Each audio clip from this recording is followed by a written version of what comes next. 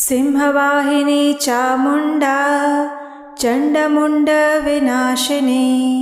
क्षत्रियाणां सुखदात्री ब्राह्मणानां नमोस्तुते। आद्या शक्ति माँ जगदम्बा की महानवरात्रि पर्व की आप सबको शुभकामनाएं। आज से आरंभ होने वाले नवरात्रि पर्व के अवसर पर हम आपके लिए लेकर आए हैं दुर्गा सप्तशती विशेष पाठ। नवरात्रि के 9 दिनों में हम प्रतिदिन इस दुर्गा सप्तशती पाठ का श्रवण करेंगे।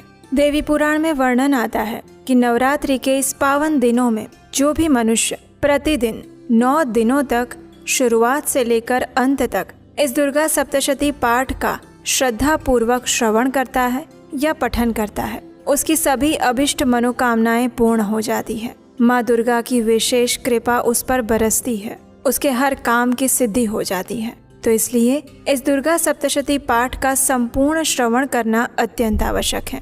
आप सभी भक्तों से यही निवेदन है कि आज से आरंभ होने वाले इस दुर्गा सप्तशती पाठ का आरंभ से लेकर अंत तक संपूर्ण श्रवण कीजिएगा और पूर्ण श्रद्धा और भक्ति भाव से इस कथा को सुनकर आप देवी दुर्गा के प्रति अपनी भक्ति में वृद्धि कर सकते हैं। से आरंभ करते हैं दुर्गा सप्तशती पाठ। अध्याय 1।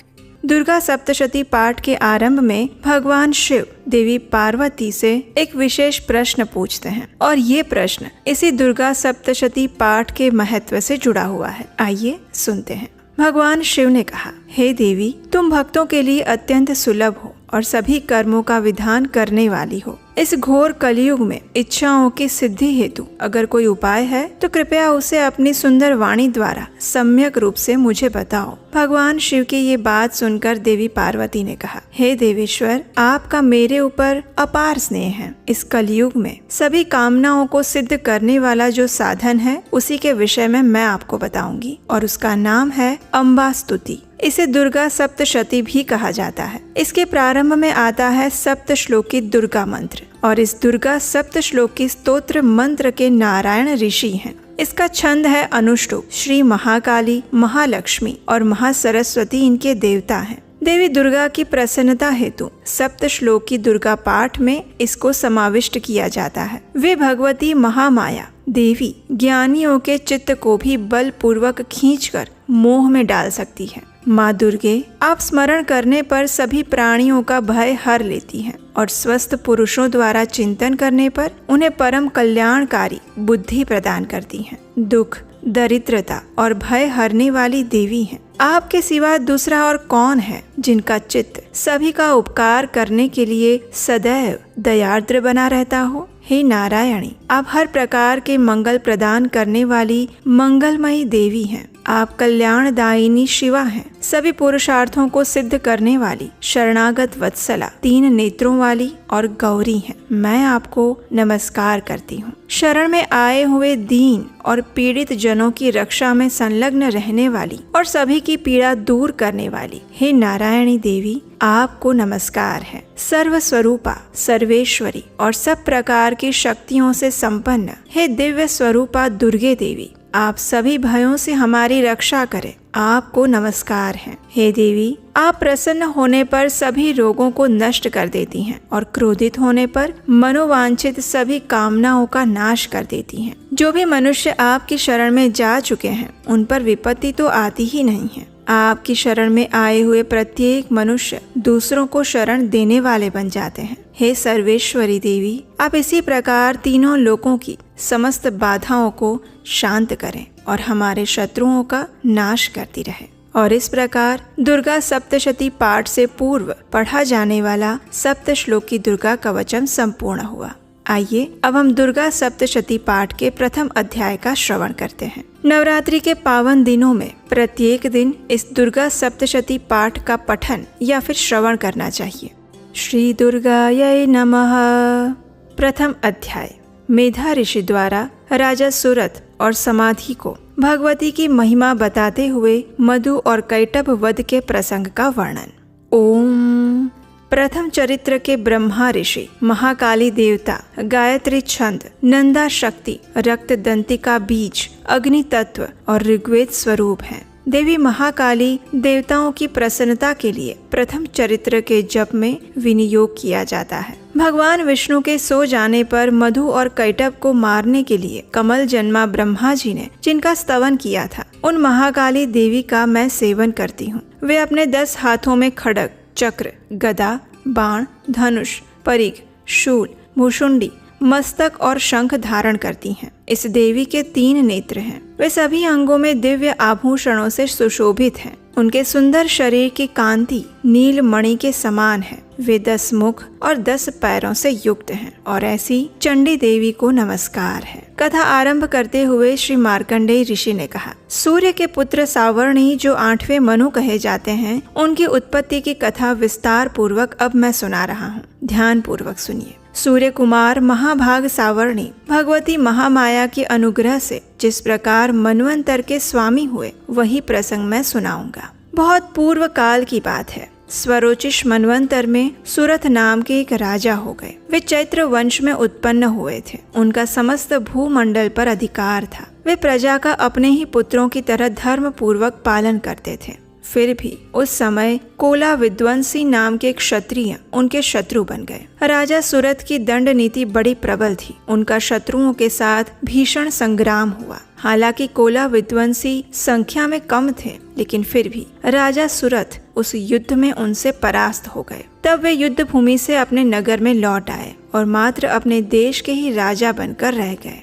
अब संपूर्ण पृथ्वी से उनका अधिकार जा चुका था, लेकिन वहाँ भी उन प्रबल शत्रुओं ने उस समय महाभाग राजा सुरथ पर आक्रमण कर दिया। राजा का बल क्षीण हो चुका था, इसलिए उनके दुष्ट, बलवान और दुरात्मा मंत्रियों ने वहां उनकी राजधानी में भी राजकीय सेना और खजाने को हथिया लिया। अब राजा सुरथ का प्रभुत्व नष्ट हो चुका था, इसलिए वे शिकार खेलने के बहाने घोड़े पर सवार होकर वहां से अकेले ही एक घने जंगल में चले गए। वहां उन्होंने विप्रवर मेधा मुनि का आश्रम देखा, जहां अनेक हिंसक जीव अपने स्वाभाविक हिंसा वृत्ति को छोड़कर शांतिपूर्ण भाव से रह रहे थे। उस ऋषि के बहुत सारे शिष्य उस वन की शोभा बढ़ा रहे थे। वहां जाने पर मुनि ने उनका सत्कार किया और वे उन मुनि श्रेष्ठ के आश्रम पर इधर उधर विचरण करते हुए कुछ समय वहीं पर रहे। तत्पश्चात ममता से आकृष्ट चित्त होकर वे इस प्रकार चिंता करने लगे। उन्होंने सोचा, पूर्व काल में मेरे पूर्वजों ने जिसका पालन किया था,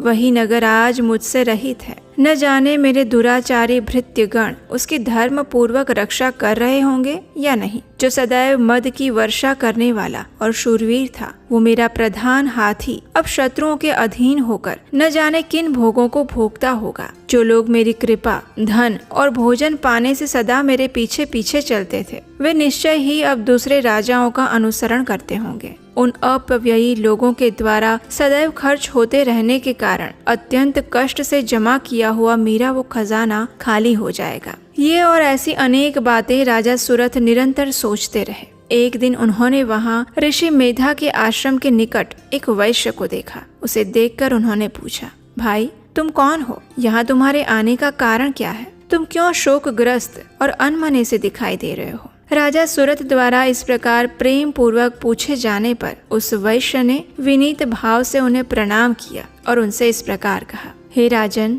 मैं धनियों के कुल में उत्पन्न एक वैश्य हूँ। मेरा नाम समाधि है। मेरे दुष्ट स्त्री और पुत्रों ने धन की लालच में मुझे घर से बाहर निकाल दिया है। मैं इस समय धन, स्त्री और पुत्रों से वंचित हूँ। मेरे विश्वसनीय बंधुओं ने मेरा ही धन लेकर मुझे दूर कर दिया है, इसलिए दुखी होकर मैं वन में चला आया हूँ। यहाँ रहकर मैं इस बात को नहीं जानता कि मेरे पुत्रों की, स्त्री की और स्वजनों की कुशल है या नहीं। इस समय घर में वे कुशल से रहते होंगे या फिर उन्हें कोई कष्ट पड़ता होगा। वे मेरे पुत्र कैसे हैं? क्या वे सदाचारी हैं या फिर दुराचारी हो गए हैं? वैश्य के इस प्रकार कहने पर राजा ने उससे पूछा, हे वैश्य, जिन लोभी स्त्री पुत्र आदि ने धन के कारण तुम्हें घर से निकाल दिया, उनके प्रति तुम्हारे चित्त में इतना स्नेह का बंधन क्यों है? ये सुनकर वैश्य ने उत्तर दिया, राजन, आप मेरे विषय में जैसी बात कहते हैं वो सब ठीक है, लेकिन क्या करूं? मेरा मन तो निष्ठुर नहीं है ना। जिन्होंने धन के लोभ में पड़कर पिता के प्रति स्नेह, पति के प्रति प्रेम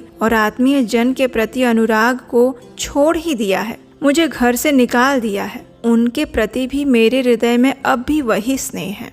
हे महामते, गुणहीन बंधुओं के प्रति भी जो मेरा चित्त इस प्रकार प्रेम मग्न हो रहा है वो क्या है? इस बात को मैं जान कर भी नहीं जान पा रहा हूँ। उनके लिए मैं लंबी सांसें ले रहा हूँ। मेरा हृदय अत्यंत दुखी हो रहा है। उन लोगों में प्रेम का सर्वथा अभाव है, फिर भी उनके प्रति जो मेरा मन निष्ठुर नहीं हो पाता, उसके लिए मैं क्या करूं? इस कथा को आगे बढ़ाते हुए ऋषि मार्कंडेय ने कहा, उसके बाद राजाओं में श्रेष्ठ सुरथ और वह समाधि नामक वैश्य दोनों ही साथ साथ मेधा मुनि की सेवा में उपस्थित हुए। उनके साथ यथा योग्य न्याय अनुकूल विनय पूर्ण वर्ताव करके बैठ गए। तत्पश्चात वैश्य और राजा ने कुछ वार्तालाप आरंभ किया। राजा ने कहा, हे भगवान, मैं आपसे एक बात पूछना चाहता हूँ, कृपया उसे बताइए। मेरा चित्त अपने अधीन ना होने के कारण वह बात मेरे मन को दुखी कर रही है। जो राज्य मेरे हाथ से चला गया है उसमें और उसके संपूर्ण अंगों में मेरी आसक्ति अभी भी बनी हुई है। हे मुनि श्रेष्ठ, ये जानते हुए भी कि वो अब मेरा नहीं है, अज्ञानी की तरह मुझे उसके लिए दुख हो रहा है। ये सब क्या है? दूसरी ओर वहीं ये वैश्य भी घर से अपमानित होकर आया है। इसके पुत्र, स्त्री और भृत्यों ने इसे छोड़ दिया है। स्वजनों ने भी इसका परित्याग कर दिया है। फिर भी ये उनके प्रति अत्यंत हार्दिक स्नेह रख रहा है।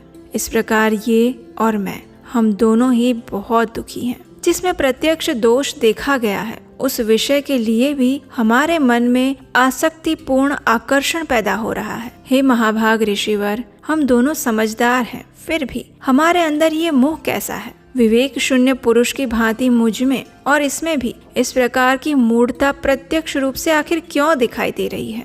राजा के ये वचन सुनकर ऋषि मेधावी ने कहा, हे महाभाग, विषय मार्ग का ज्ञान सभी जीवों को है। इसी प्रकार विषय भी सबके लिए अलग अलग हैं। कुछ प्राणी दिन में नहीं देखते और दूसरे रात में नहीं देखते। कुछ जीव ऐसे हैं जो दिन और रात्रि में बराबर देखते हैं। ये बात सत्य है कि मनुष्य समझदार होते हैं, लेकिन केवल वे ही ऐसे नहीं होते। पशु, पक्षी, मृग आदि सभी प्राणी भी समझदार होते हैं। मनुष्यों की समझ भी वैसी ही है जैसी उन मृग और पक्षियों की होती है। जैसी मनुष्यों की होती है वैसी ही उन मृग, पक्षी आदि की समझ होने के बाद भी उन्हें प्राणी कहा जाता है। ये और अन्य बातें भी प्रायः दोनों में समान है। समझ होने पर भी इन पक्षियों को देखो, ये स्वयं भूख से पीड़ित होते हुए भी मोहवश बच्चों की चोंच में कितने चाव से अन्न के दाने डाल रहे हैं।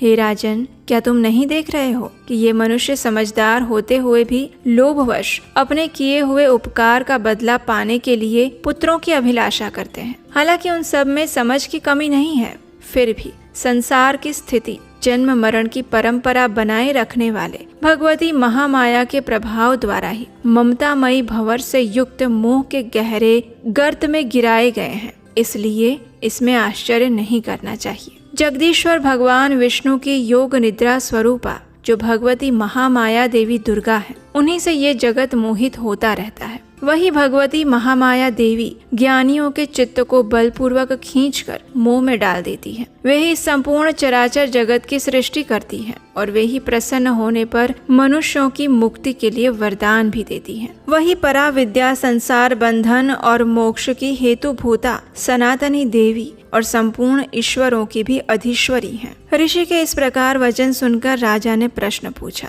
हे भगवान, जिन्हें आप महामाया कहते हैं, वे देवी कौन है? उनका आविर्भाव कैसे हुआ तथा उनके चरित्र कैसे हैं? ब्रह्मवेत्ताओं में श्रेष्ठ हे महर्षि, उन देवी का जैसा प्रभाव हो, जैसा स्वरूप हो और जिस प्रकार प्रादुर्भाव हुआ हो, वो सब मैं आपके मुख से सुनना चाहता हूँ। कृपया इसे विस्तार पूर्वक सुनाएं। राजा की बात सुनकर ऋषि ने कहा, हे राजन, वास्तव में तो वे देवी नित्य स्वरूपा ही है। संपूर्ण जगत उन्हीं का रूप है और उन्होंने समस्त विश्व को व्याप्त कर रखा है। तथापि उनका प्राकट्य अनेक प्रकार से होता है, वो अब मुझसे सुनो। हालांकि वे नित्य और अजन्मा है, फिर भी जब देवताओं का कार्य सिद्ध करने के लिए वे प्रकट होती है, उस समय लोक में उत्पन्न हुई कहलाती है। कल्प के अंत में जब संपूर्ण जगत एकार्णव में निमग्न हो जाता है और सबके प्रभु भगवान विष्णु शेषनाग की शैया बिछाकर योग निद्रा में चले जाते हैं, उस समय उनके कानों के मैल से दो भयंकर असुर उत्पन्न हुए थे, जो मधु और कैटभ के नाम से विख्यात हुए। वे दोनों ब्रह्मा जी का वध करने के लिए तैयार हो गए। भगवान विष्णु के नाभि कमल में विराजमान प्रजापति ब्रह्मा जी ने जब उन दोनों भयानक असुरों को अपने पास आया हुआ देखा और भगवान को सोया हुआ देखा, तब एकाग्र चित्त होकर उन्होंने भगवान विष्णु को जगाने के लिए उनके नेत्रों में निवास करने वाली योग निद्रा का स्तवन आरंभ किया, जो इस विश्व की अधीश्वरी, जगत को धारण करने वाली, संसार का पालन और संहार करने वाली तथा तेज स्वरूपा भगवान विष्णु की अनुपम शक्ति है। उन्हीं भगवती निद्रा देवी की भगवान ब्रह्मा जी स्तुति करते हुए इस प्रकार कहने लगे। ब्रह्मा जी ने कहा, हे देवी, तुम ही स्वाहा, तुम ही स्वधा और तुम ही वषटकार हैं। स्वर भी आपके ही स्वरूप हैं। आप ही जीवन दायिनी सुधा हैं। नित्य अक्षर प्रणव में अकार, उकार, मकार इन 3 मात्राओं के रूप में आप ही स्थित रहती हैं तथा इन 3 मात्राओं के अतिरिक्त जो भी बिंदु रूपा नित्य अर्धमात्रा है, जिसका विशेष रूप से उच्चारण नहीं किया जा सकता, वो भी आप ही हैं। हे देवी, आप ही संध्या, सावित्री और परम जननी हैं। हे देवी, आप ही इस विश्व ब्रह्मांड को धारण करती हैं। आपसे ही इस जगत की सृष्टि होती है, आपसे इसका पालन होता है। सदा तुम ही कल्प के अंत में सबको अपना ग्रास बना लेती हो। हे जगन्मयी देवी, इस जगत की उत्पत्ति के समय आप सृष्टि रूपा हैं, पालन काल में स्थिति रूपा हैं और कल्पांत के समय में संहार रूप धारण करने वाली हैं। आप ही महाविद्या, महामाया, महामेधा, महास्मृति, महामोह रूपा महासुरी हैं। आप ही तीनों गुणों को उत्पन्न करने वाली सबकी प्रकृति हैं। भयंकर काल रात्रि, महारात्रि और मोह रात्रि भी आप ही हैं। आप ही श्री, आप ही ईश्वरी, आप ही ह्रीम और आप ही बोध स्वरूपा बुद्धि हैं। लज्जा, पुष्टि, तुष्टि, शांति और क्षमा भी आप हैं। आप खड़ग धारिणी, शूल धारिणी, घोर रूपा, गदा और चक्र, शंख और धनुष धारण करने वाली हैं। बाण, भुषुंडी और परिघ ये आपके अस्त्र हैं। आप सौम्य और सौम्यतर हैं। इतना ही नहीं, जितने भी सौम्य और सुंदर पदार्थ हैं, उन सब की अपेक्षा आप अत्यधिक सुंदरी हैं। पर और अपर, सबसे परे रहने वाली परमेश्वरी आप हैं। सर्वस्वरूपे देवी, कहीं भी सत असत रूप जो कुछ भी वस्तुएं हैं और उन सब की जो शक्ति हैं, वे आप ही हैं। ऐसी अवस्था में आपकी स्तुति क्या हो सकती है? जो इस जगत की सृष्टि, पालन और संहार करते हैं, उन भगवान को भी जब आपने निद्रा के अधीन कर दिया है, तब आपकी स्तुति करने में यहाँ कौन समर्थ हो सकता है? मुझको, भगवान शंकर को और भगवान विष्णु को भी तुमने अपने शरीर में धारण किया है, अतः आपकी स्तुति करने की शक्ति किसमें है? हे देवी, आप तो अपने इन उदार प्रभावों से ही प्रशंसित हैं। ये जो दोनों दुर्धर्ष असुर मधु और कैटभ हैं, इनको मोह में डाल दो और जगदीश्वर भगवान विष्णु को शीघ्र ही जगा दो। साथ ही इनके भीतर इन दोनों महान असुरों को मार डालने की बुद्धि उत्पन्न कर दो। हे राजन, जब ब्रह्मा जी ने वहाँ मधु और कैटभ को मारने के उद्देश्य से भगवान विष्णु को जगाने के लिए तमोगुण की अधिष्ठात्री देवी योग निद्रा की इस प्रकार स्तुति की, तब वे भगवान के नेत्र, मुख, नासिका, बाहु, हृदय और वक्ष स्थल से निकलकर अव्यक्त जन्मा ब्रह्मा जी की दृष्टि के समक्ष उपस्थित हो गई। योग निद्रा से मुक्त होने पर जगत के स्वामी भगवान जनार्दन उस एकार्णव के जल में शेषनाग की शैया से जाग उठे। फिर उन्होंने उन दोनों असुरों को देखा। वे दुरात्मा मधु और कैटभ अत्यंत बलवान और पराक्रमी थे। क्रोध से लाल आंखें किए ब्रह्मा जी को खा जाने के लिए उद्योग कर रहे थे। और तब भगवान श्री हरि ने उठकर उन दोनों के साथ 5000 वर्षों तक मात्र बाहु युद्ध किया। वे दोनों भी अत्यंत बल के कारण उन्मत्त हो चुके थे। इधर महामाया ने भी उन्हें मोह में डाला हुआ था और इसलिए वे भगवान विष्णु से कहने लगे, हम तुम्हारी वीरता से संतुष्ट हैं, तुम हम लोगों से कोई वर मांगो। तब भगवान विष्णु ने कहा, यदि तुम दोनों मुझ पर प्रसन्न हो तो अब मेरे हाथ से मारे जाओ। बस इतना ही वर चाहिए मुझे, यहाँ दूसरे किसी वर से क्या लाभ। इस प्रकार धोखे में आ जाने पर जब उन्होंने संपूर्ण जगत में जल ही जल देखा, तब कमल नयन भगवान से कहा, जहाँ पृथ्वी जल में डूबी हुई ना हो, जहाँ सूखा स्थान हो, वहीं हमारा वध करो। तब तथास्तु कहकर शंख, चक्र और गदा धारण करने वाले भगवान ने उन दोनों के मस्तक अपनी जांघ पर रखकर चक्र से काट डाले। और इस प्रकार ये देवी महामाया ब्रह्मा जी की स्तुति करने पर स्वयं प्रकट हुई थी। और अब पुनः आपसे उनके प्रभाव का मैं वर्णन करता हूँ। इस प्रकार श्री मार्कंडेय पुराण में सावर्णिक मनवंतर की कथा के अंतर्गत देवी महात्म्य में मधु कैटभ वध नामक पहला अध्याय पूर्ण हुआ। तो ये थी आज के दुर्गा सप्तशती पाठ के प्रथम अध्याय की कथा। हमें आशा है कि इसका श्रवण करके आज प्रथम दिन हम देवी दुर्गा की कृपा प्राप्त कर पाएंगे। अगर आपको आज की कथा अच्छी लगी है तो इसे लाइक कीजिए, अपने मित्रों और परिवार को शेयर कीजिए और प्रतिदिन 9 दिनों तक इस नवरात्रि में दुर्गा सप्तशती पाठ के प्रत्येक अध्याय का श्रवण करने के लिए आपके अपने चैनल को सब्सक्राइब करके रख लीजिए।